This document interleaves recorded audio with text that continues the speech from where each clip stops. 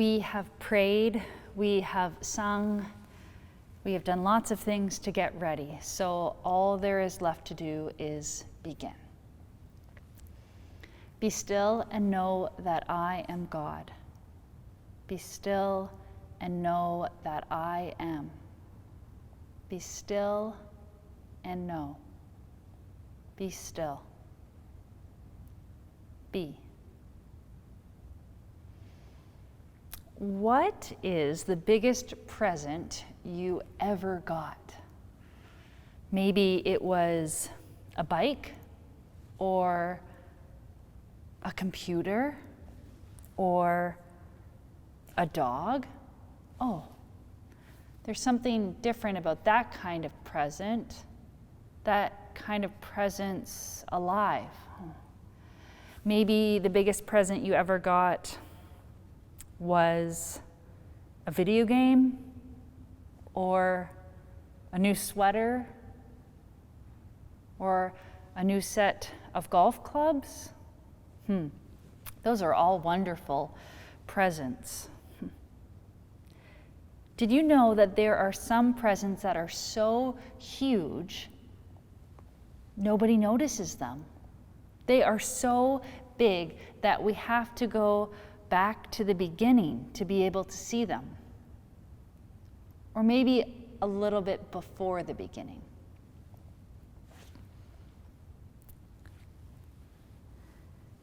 In the beginning, there was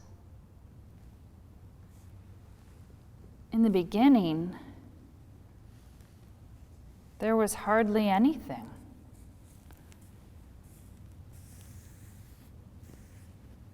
In the beginning, there was nothing, except perhaps an enormous smile. But no one was there to see it. Then on the first day, God gave us the gift of light. God separated the darkness from the light. Now, I don't mean just the light in a light bulb or the light in the car lights at night. I mean all of the light that is light.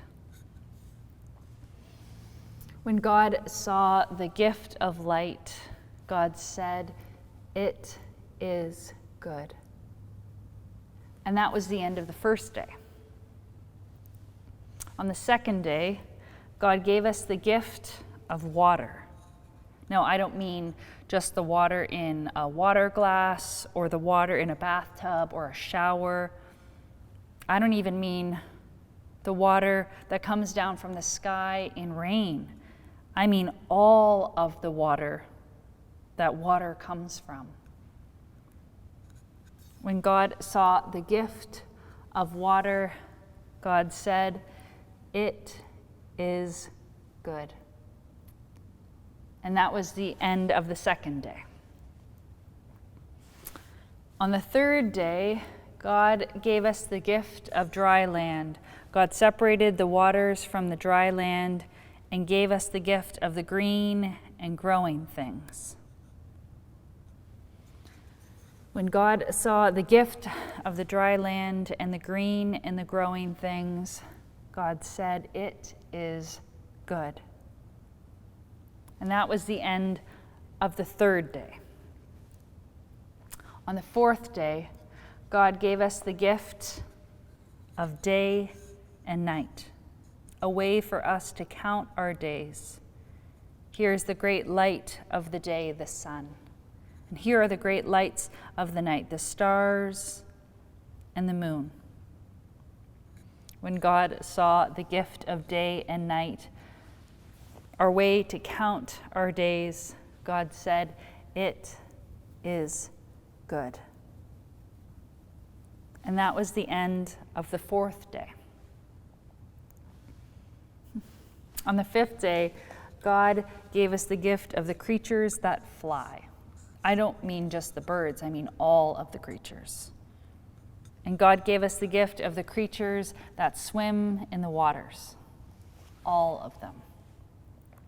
When God saw the gift of the creatures that fly and the creatures that swim, God said, "It is good." And that was the end of the 5th day. On the 6th day, God gave us the gift of the creatures that walk upon the earth, the creatures that walk with many legs, and the creatures that walk with 2 legs, like me and like you. That was the day that God put God's image within us. When God saw the gift of the creatures that walk upon the earth and the great gifts of all the other days, God said, "It is very good." And that was the end of the 6th day. On the 7th day, God rested and gave us the gift of a day of rest and a day to enjoy the great gifts of all the other days. There is nothing there because people go to different places to remember. You can imagine what you would put there to help you remember. Maybe it's under a tree in your backyard, or at a church, or maybe it's in the forest or by the lake. Only you know your favorite place to remember. I do know that that day is so special that the Jewish people mark it with 2 candles. And the Christian people mark it with a cross.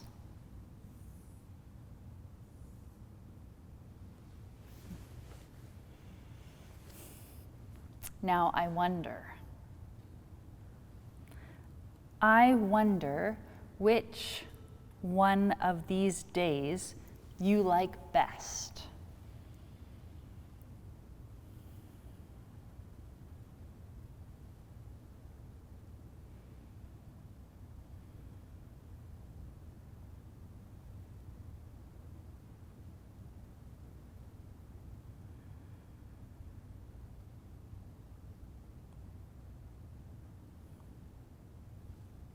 Now listen, this is similar, but it's different.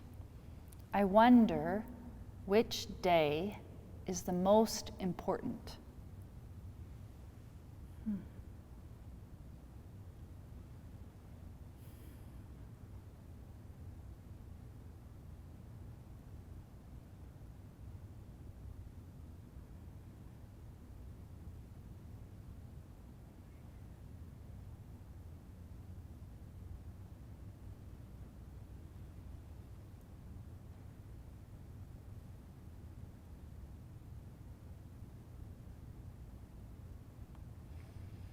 I wonder which day you are in, or which one is especially about you.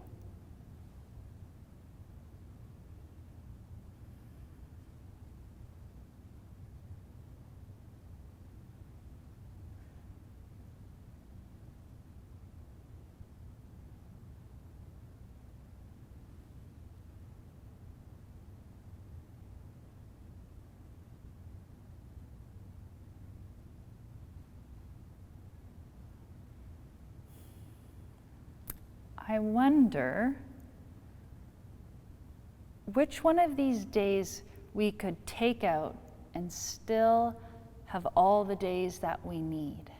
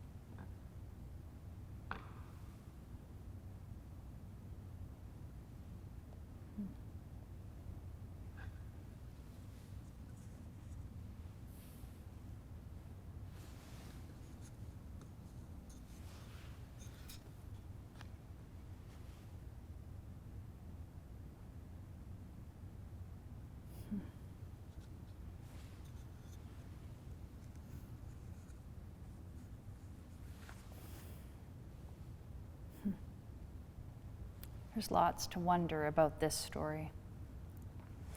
I'd like to share a few thoughts to help us continue our reflecting. Now, you might have heard of an origin story. An origin story is when we get to hear about where a superhero came from. It's the story of what happened to a superhero before she put her cape on. An origin story tells us about what happened, where they came from, what was important, what shaped them before they started to do their work in the world. And an origin story tells us what matters to the superhero and why. It tells us what they paid attention to, what made them into who they are. Now, part of my origin story takes place in Hamilton, but a lot of my origin story takes place in Burlington. Some of my origin story takes place at Tecumseh. A lot takes place with my best friend Gwen. Some happened when I played soccer. Some happened when I moved. Some parts happened when I stayed put. And my origin story, like your origin story, starts in this story. On the sixth day, God put God's image within us. You know, when you look in a puddle, or you look in a pond, or you look in the mirror, and part of you is reflected back to you. It's not all of you, but you can see part of yourself reflected back to you. That's your image. So you reflect part of God to everyone that you meet. And you reflect part of God to other people. Another way to put that is when God made you, when God made all of creation, God put part of God's self into you. God put part of God's self into all creation. So does that mean that as God keeps creating, keeps making new things, that God's getting smaller and smaller and smaller? No, it doesn't work like that. It works like this. When a mom has a new baby, all of that mom's love goes into that new baby. And when she looks into the baby's eyes, she can see the face of God. And when that baby looks into the mother's eyes, God is there too. And in some families, there is a second baby. Now, does that mom's love have to be divided into two? No, it doubles. And when the mom looks into that baby's eyes, God is there. And when that baby looks into mom's eyes, God is there too. And in some families, there's 3 or there's 4 or there's 5 babies, and that mom's love just keeps growing and keeps growing. And you know what happens sometimes? Sometimes a mom meets a baby or a child of another mom and cares for them and is kind to them and values them, and her love grows for that child too. And her love gets bigger and bigger and bigger. That's how it works with God inside of us, with a part of God that's within us. And when we notice something, when we grow something, our heart grows and our love grows. And it's easy when we notice and we can pay attention to so much of the goodness in creation. And we start to see the Creator through all that has been made. I know that I can feel the goodness and the beauty around me when I look and I see a sunset. I can feel God close when I can feel the waves of the lake splashing against my skin. I notice when I'm standing under a great old tree that God is steady and grounded and there. And when I look into the oranges and pinks and purples of flowers, I can see the beauty of God.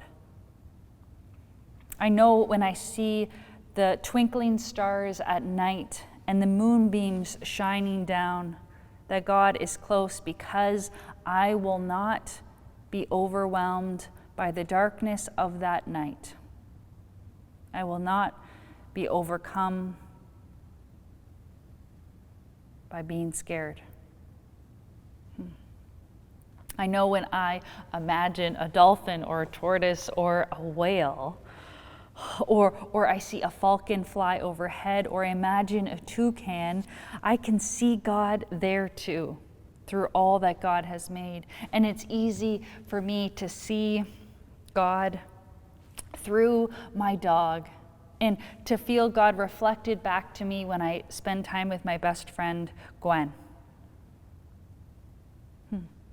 So, can we just pay attention and notice the goodness of creation, of all that God has made? That's not what this story is about. Sometimes it's hard to just see the Creator. It's hard to see the goodness of these gifts. You might be like me. You might have a brother too. And my brother is so loyal, and he is so generous, and he shares all of his favorite things with me until he doesn't. And those are the times that I think he has forgotten he's supposed to reflect God back to me. I was asked once if I was an only child, and I said yes. Surely that was the day that my brother forgot that part of God is in him too. Maybe I forgot too. So, what are we to do? Are we just supposed to hope that God focuses more on sisters? I don't think that's going to get us very far. Maybe it starts with when you're out in your neighborhood, or you're out going for a walk with your family, and you see a rock, and you pick up that rock and you ask each other, is God in this? And you start to wonder about the goodness of creation. You start to wonder about, what does creation tell us about the Creator? And maybe once you've seen God in that rock, then you notice a squirrel and you ask, is God in this? And then maybe you find yourself under a great old tree and you ask, is God in this too? And then maybe you see your home. You really look and you really notice, and you ask, is God in here too? And then maybe you have to look even harder. And you look at your family members and you ask, is God in there too? And maybe as you practice noticing, as you practice seeing creation and the Creator, maybe then you can even look at your crotchety neighbor and ask, is God in there too? Or you hear your nagging spouse and you ask, is God in there too?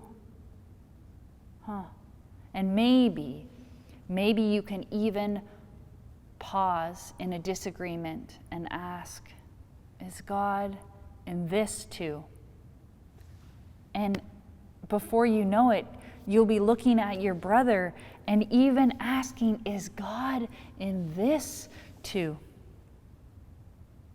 And you'll start to wonder what creation tells you about the Creator, and maybe you'll even start to do some creating yourself. And you'll become a co-creator with the Creator. Maybe you'll create a bed, or maybe you'll make a sandwich, or maybe you'll even make a family. Or maybe you'll even make a safe and welcoming home.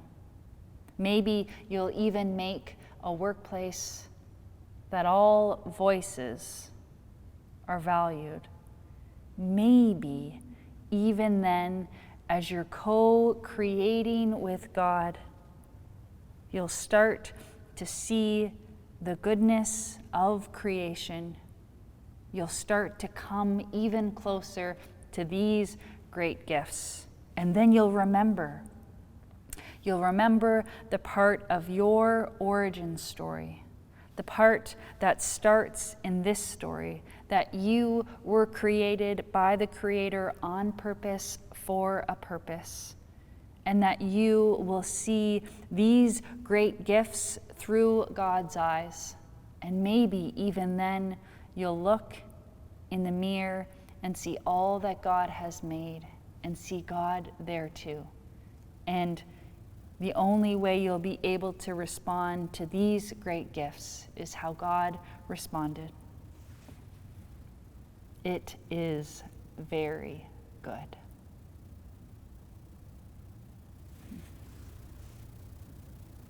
May it be so. Now watch as I put our story away so we can remember these great gifts.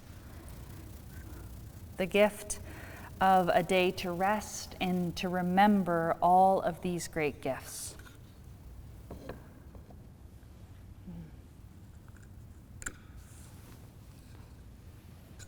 When God put God's image within us,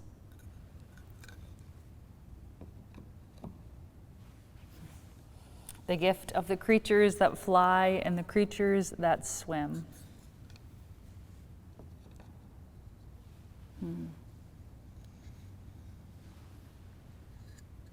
The gift of day and night, a way to count our days. The dry land and the green and the growing things.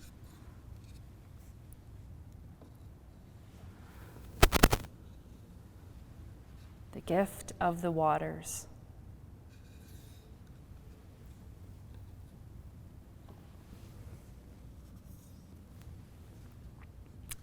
The gift of light.